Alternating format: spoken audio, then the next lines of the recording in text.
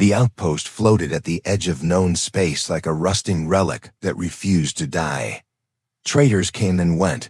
Ships groaned against the docking clamps, and the air inside smelled of oil, metal, and too many people in too small a place. Mark stepped through the airlock of his freighter with the same calm stride he always carried, a bag of trade chips in his pocket and a short list of supplies to gather. This was supposed to be a quick stop before the next jump. He had no idea. It would change everything.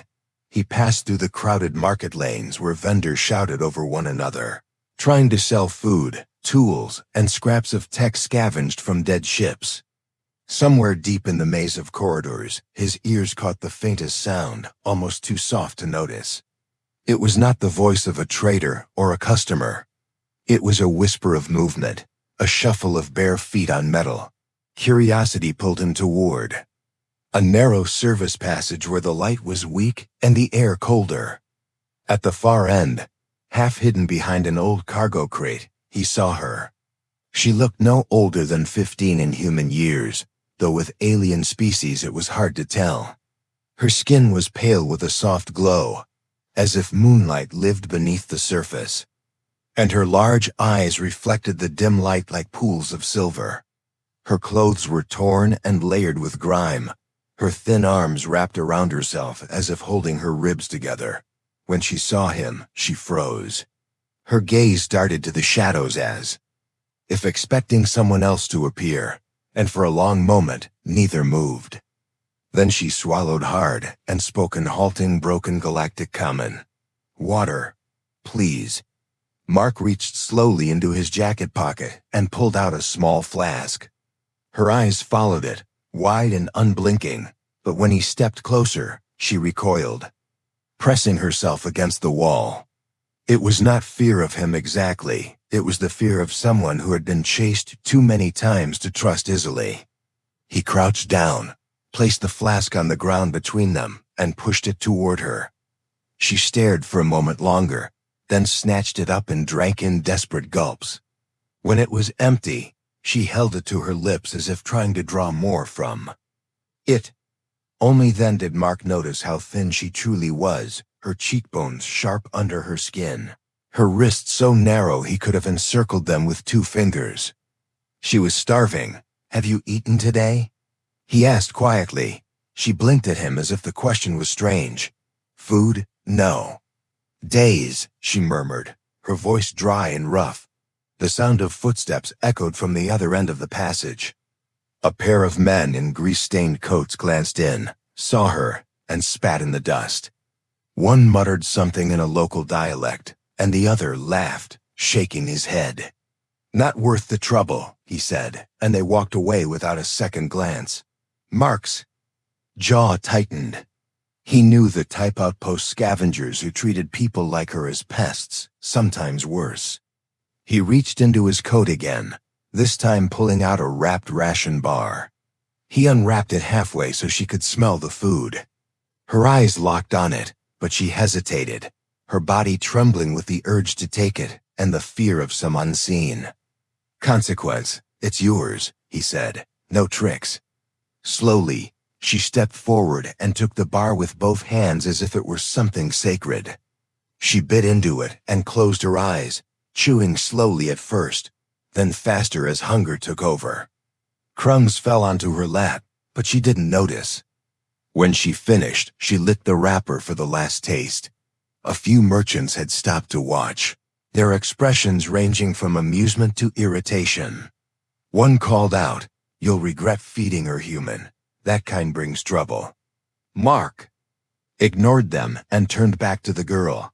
"What's your name?" She hesitated, then whispered, "Leary." Her voice softened when she said it, as though it was a word she rarely shared.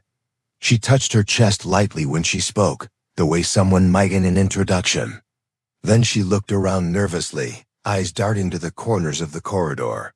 "Where's your family, Leary?" Mark asked. Her mouth opened and closed. For a moment he thought she might answer, but instead she whispered something in a different language, the syllables flowing like water over stone. The sound made something shift in his memory, a long-buried recollection from his years in the fleet.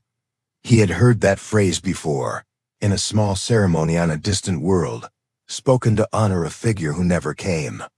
He remembered the way the officers had stood straighter when it was spoken, and the way the locals had bowed their heads. He stared at her, but she did not seem to realize the weight of what she had said. She only looked at him with a strange mix of hope and fear. "What does that mean?" he asked. She shook her head, perhaps not knowing the translation, or perhaps choosing not to tell. Her gaze flipped toward the crowd again, and Mark followed. Her eyes to see a pair of rough-looking men leaning against a wall, watching her too closely. They weren't merchants. They had the quiet stillness of hunters. Mark straightened and offered his hand. "Come with me." She looked at it, then at him. Trust did not come easily to her. He could see it in the way her fingers tightened on the empty flask. But after a long pause, she reached out and placed her small, cold hand in his. He led her back toward the busier lanes, keeping himself between her and the watchers. A few voices muttered as they passed, warning him, mocking him, but he ignored them all. They reached a small food stall near the docking bay, where Mark was known by the owner. He ordered a hot meal and sat her down at a table. She ate slowly. At first, but when she realized no one was going to take it away, she dug in with quiet desperation. Around them, people whispered, unable to believe a human was treating a girl like her as an equal guest. When she finished, she sat back with a faint expression of relief, her eyes half closed as if the warmth of the food had softened some deep tension. Mark leaned closer. "That phrase you said earlier. Where did you learn it?" Leary met his gaze, and for the first time, a flicker of something like pride crossed her face. She spoke the words again, slow and deliberate, as if testing him. "This time." He could almost feel the weight of them in the air. Somewhere deep inside, the memory stirred again, sharper this time. That phrase had been locked away in Earth's classified files, tied to a story of a lost royal bloodline from a world far from here. A world that was supposed to have no living heirs. Mark's heart beat faster. If his memory was right, this girl was not just another starving wanderer. She was something far more dangerous and far more valuable. And someone, somewhere would kill to keep her secret buried.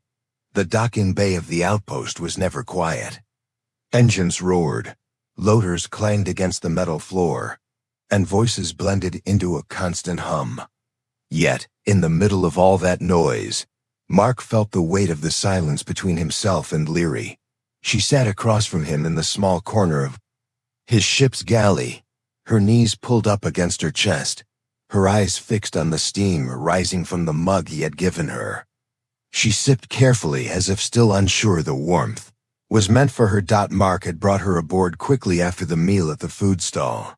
He did not like the way those men had been watching her. He had seen that look before in border stations and pirate outposts, the look of someone who had already decided their prey was theirs. His instincts told him that leaving her behind would mean her life ending within the next day. He leaned back against the counter, arms folded, trying to choose his words. "Leary," he said slowly, "that thing you said earlier. The words. In your own language. Do you know what they mean?" She tilted her head slightly as if listening for danger before answering. Her voice was soft but steady. "It is for the crown. For the one who rules. For the family." She tapped her chest lightly, almost in a gesture of belonging, but her eyes lowered when she said it, as if the meaning carried a shadow. Mark felt the old memory push harder to the surface. Years ago, when he had served in the human fleet, there had been a strange moment during a mission on the far rim. A group of alien elders had greeted the human commander with those same words, not knowing the person they awaited would never come. Later, during a private briefing, Mark had overheard an officer whisper about the lost daughter of the royal house of that world, a child who vanished when the Galactic Council crushed their independence. Officially, the council claimed she died in the siege. But if Leary spoke those words as if they were hers by right, he studied her carefully. Why were you hiding in that outpost? Her fingers tightened around the mug, and for a long time she did not answer. Then she said in a low voice, "Because they look for me. Not to find, to end." She moved one hand across her neck in a quick motion that made her meaning clear. The hum of the ship's systems filled the room. Mark kept his voice calm. "Who is they?" She looked up at him then, and for a moment he saw not the timid girl from the cargo bay, but someone older inside her eyes. "Council," she said simply. That one word made him frown. The Galactic Council controlled trade, law, and war across most of the settled galaxy. If they wanted her dead, then her presence on his ship was not just dangerous, it was a direct threat to his own life. He should have felt the urge to send her away before she brought trouble to his door. But looking at her now, thin and cold in his ship's warm light, he felt something else entirely. Whatever her story was, she had been running far too long. Before he could speak again, the console by the galley door buzzed with an incoming signal. Mark stepped over and checked the display. It was a transmission from one of the outpost docks, rooted in low encryption. He played it. A grainy image appeared, one of the men who had been watching Leary earlier, speaking quickly in a language Mark did not know. But the translation software caught enough for him to understand. "The princess is alive. Sending Mark. Payment on delivery." The message ended, leaving only the soft hum of the ship. Mark turned to see Leary watching him, her shoulders stiff, her mug forgotten. She had understood the words without translation. Her voice was barely above a whisper. "They will come," Mark nodded. "Then we leave now." He moved to the cockpit, Leary trailing behind, her bare feet making no sound on the metal floor. Within minutes, the freighter detached from the outpost and slid into the cold darkness of space. Stars stretched into long lines as the jump drive engaged, carrying them toward the next system. Mark kept an eye on the sensors, knowing that a skilled tracker could still follow them across half the sector dot in the quiet that followed. Leary wandered through the small ship as if memorizing it. She stopped by a narrow viewport, staring at the streaking lights outside. "I have not seen the stars move like this since I was small," she said. Mark joined her at the viewport. "You must have traveled before." She nodded slightly. "When they came to the palace, we fled. My mother, my father. They told me to run with the guards. I did. But the guards, they did not last. I hid on ships and holds, in stations. I learned to take food without being seen. I learned to stay where eyes do not look." Her voice grew even quieter. "I thought I would always hide." Mark listened without interrupting. The way she spoke confirmed what he had begun to suspect. She had not just been in the palace. She had lived there as someone important. That ceremonial greeting had not been something she learned by chance. It was a part of her dot she turned to him suddenly. "Why? Why you help me? You do not know me." He met her gaze. "Because I know what happens to people when no one helps them." She seemed to think about that for a long time. Then she stepped away from the viewport and sat in one of the small chairs, curling her legs up again like before. "They will follow you too now," she said, as if warning him. Mark returned to the pilot's seat, eyes on the starfield ahead. Let them try. For a while they traveled in silence. But then the ship's sensors beeped softly, a faint contact far behind, too distant to read clearly but moving fast along their route. Mark adjusted their heading slightly, hoping to shake it, but the signal shifted with them. Whoever it was, they were locked onto his drive signature. Leary must have felt the change in his movements because she opened her eyes and asked, "They come?" Mark kept his voice steady. "Maybe, but they'll have to catch us first." She didn't look away. From him, they will not stop. Mark knew she was right. And as the stars rushed past outside, he understood that this journey had only just begun and that the shadow chasing them was not going to give up until they either caught her or lost everything trying. The freighter moved through deep space like a lone shadow slipping between the stars. Mark sat at the controls, eyes flicking between the starfield ahead and the sensor display that showed the faint signal still behind them. It was closer now, no longer a distant whisper, but a steady pulse that kept pace with their every change. In course, he had tried small jumps, sudden turns, and engine flares to throw off pursuit, but the contact always returned. Whoever was following them knew what they were doing. Leary sat in the co-pilot's seat, legs drawn up, watching his hands move over the controls. She did not speak much, but her eyes kept shifting to the sensor screen, as if she too understood the meaning of the small glowing dot. Mark could feel her unease, though she kept it quiet. She had learned long ago to hide fear, but it still lived in the way her fingers curled tightly around the armrest. He rose from his seat after a while, and told her to keep watching the display while he checked the cargo hold. The freighter was small and mostly bare, carrying only a few crates of trade goods. In one corner, a maintenance crawlspace sat open where he had been working earlier. He studied it for a moment, thinking how it might serve as a hiding place if the worst happened. He did not want to imagine leaving her there while strangers searched the ship, but in his line of work, it was always better to plan for the moment when running was no longer an option. When he returned to the cockpit, Leary was sitting forward. In the seat, her eyes locked on the display. "It is closer," she said, her voice quiet but certain. He glanced at the readings and saw she was right. The pursuer had gained another few 100,000 kilometers since he had left. He set a new course toward an uninhabited system with a dense asteroid belt. The rocks might give them cover long enough to slip away.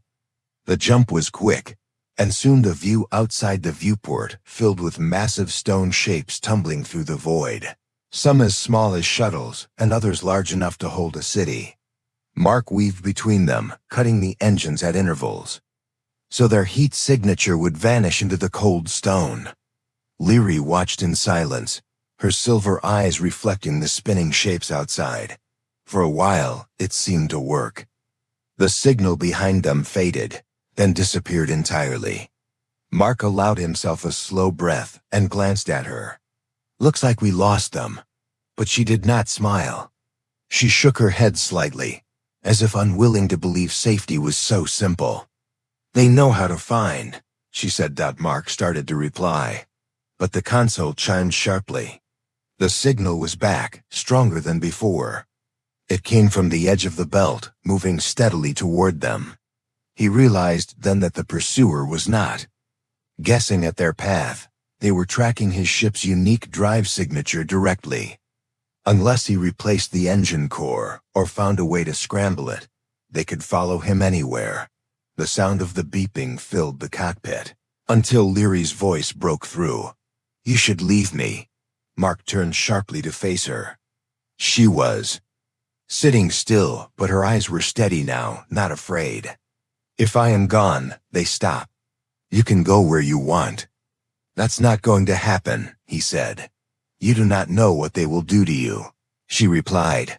"I've seen what they'll do to you," he answered, and his tone left no room for argument. Something shifted in her expression then, as if she were seeing him differently for the first time. She looked at him for a long moment, then turned back to the viewport, saying nothing more. Hours passed with the signal trailing them like a shadow they could not shake.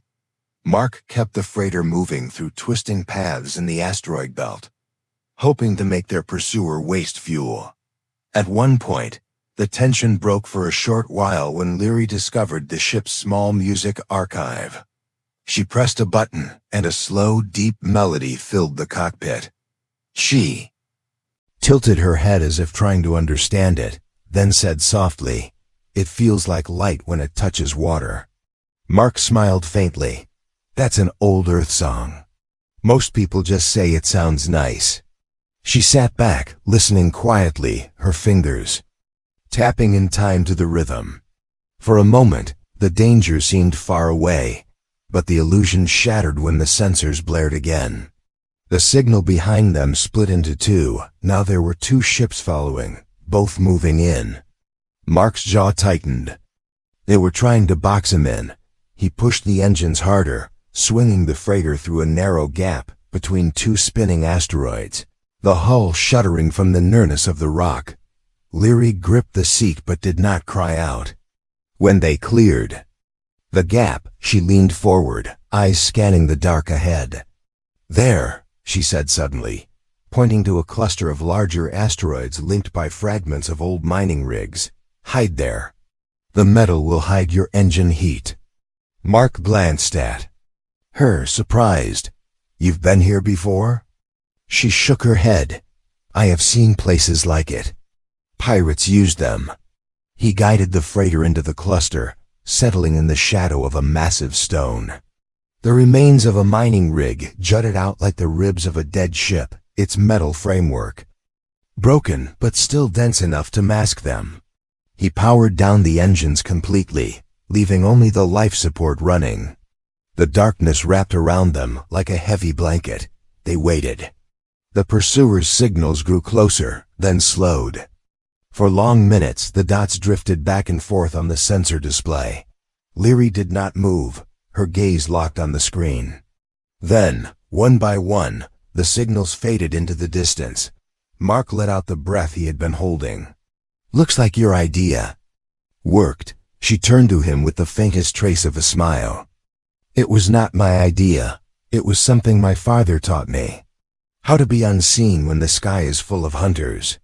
The words hung in the air between them, another piece of the puzzle falling quietly into place. Mark realized she was telling him more than she intended about who she had been before she became a shadow. In the corridors of forgotten stations, outside, the asteroid field drifted slowly in the silence of space, but Mark knew this was only a pause. The hunt was not over, and when it began again, it would be faster and more dangerous than before.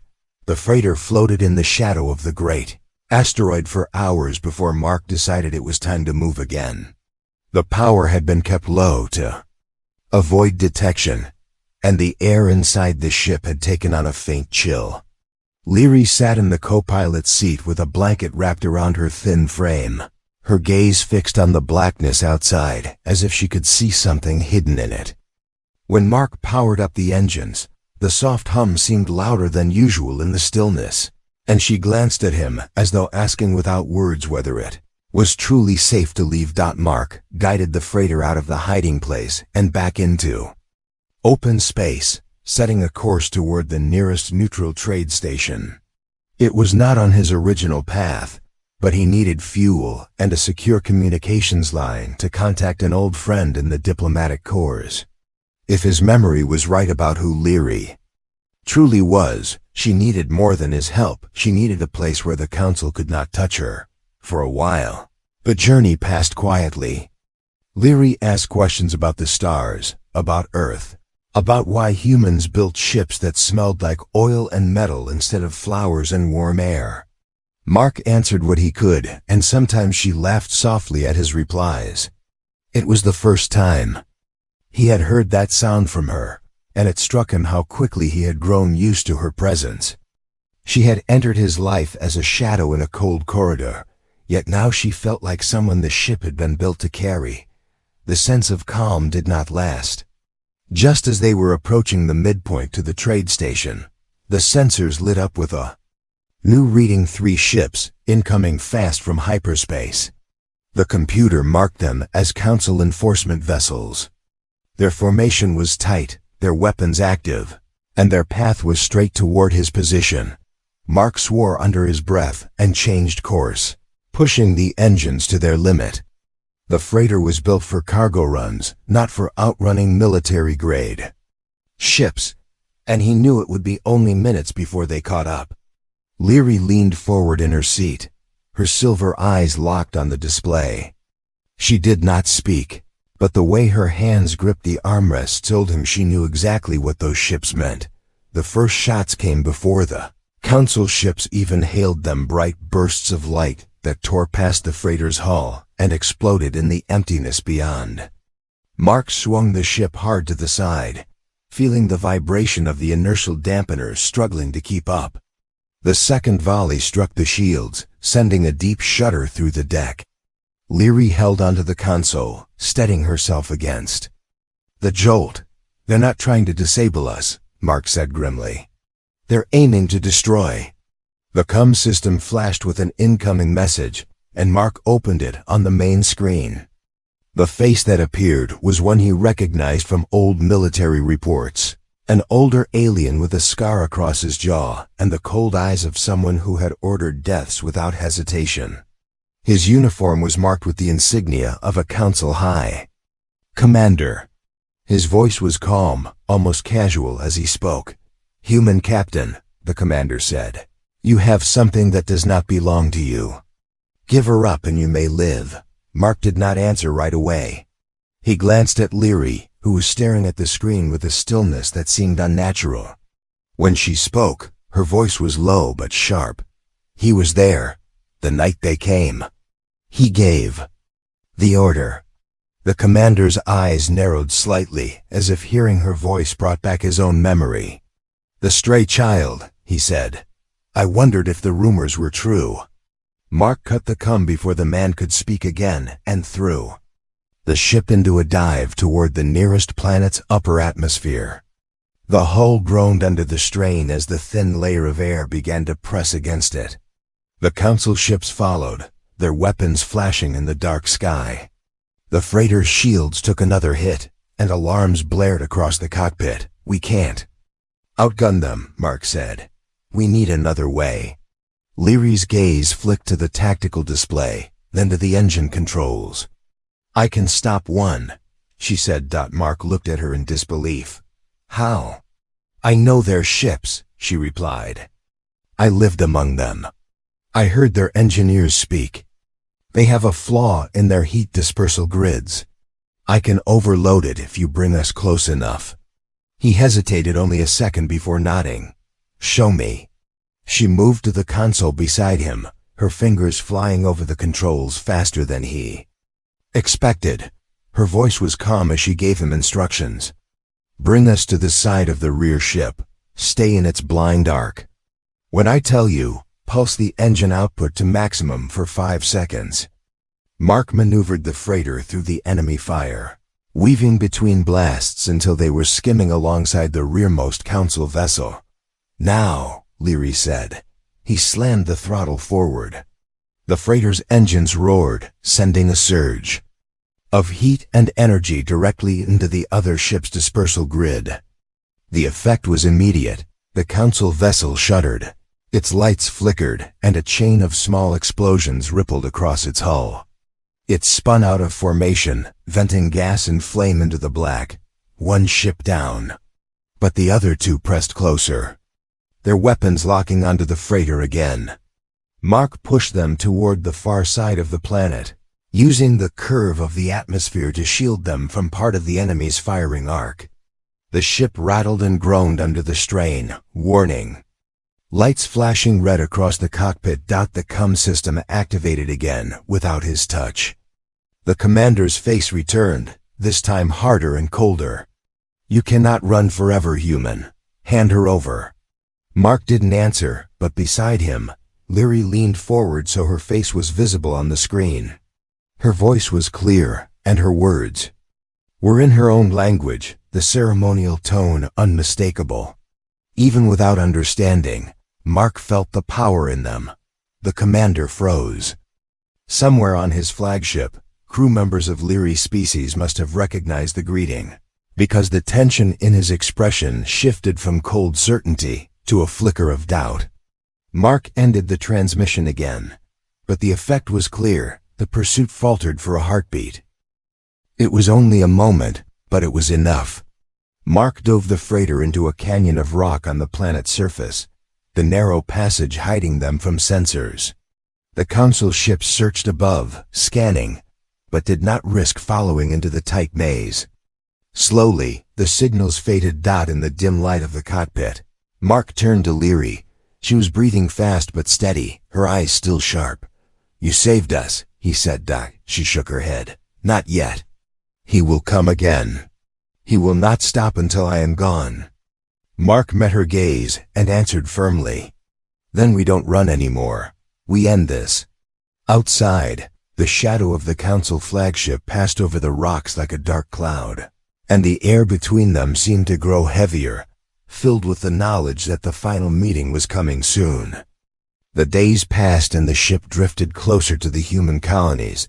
The girl now walked with her head held higher than before. She did not hide behind shadows anymore. She learned to speak more human words, and sometimes even laughed when he told her small stories of his home planet. He showed her a small silver locket that held the picture of his family, and she touched it gently as if it was made of light. He told her how his people believed that kindness was his strength, and she kept that thought close in her heart like a treasure. She did not tell him, but in her world no one had ever told her that before. As they reached the colony, the huge docking gates opened and bright white light poured in. She froze for a moment, afraid that the world would reject her again, but he placed a steady hand on her shoulder and told her to walk beside him. When they stepped into the station, people stared, some with confusion, some with curiosity, but no one spoke. The human guard at the entrance scanned them both, and after a pause allowed them in without question.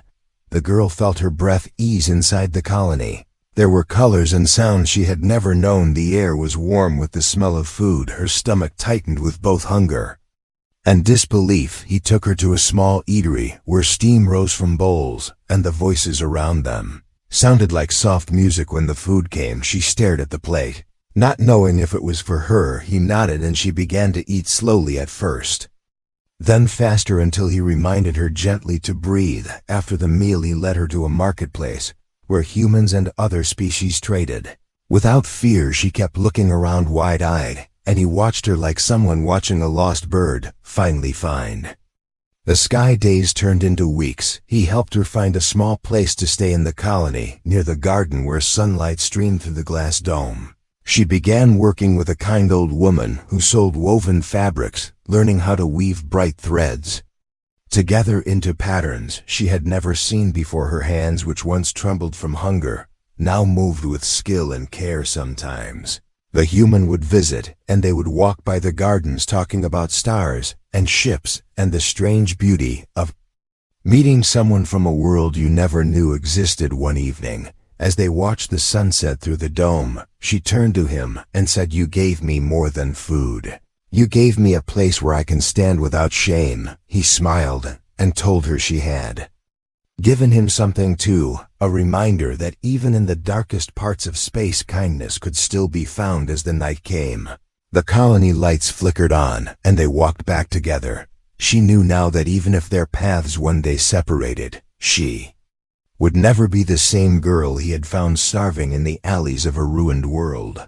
She would carry the memory of his kindness and the strength that had awakened in her, and somewhere deep inside, she hoped he knew that in her heart he would always be remembered like a king, not for a crown or power, but for the way he had treated her, like she mattered, like royalty in a universe where so few did. The end.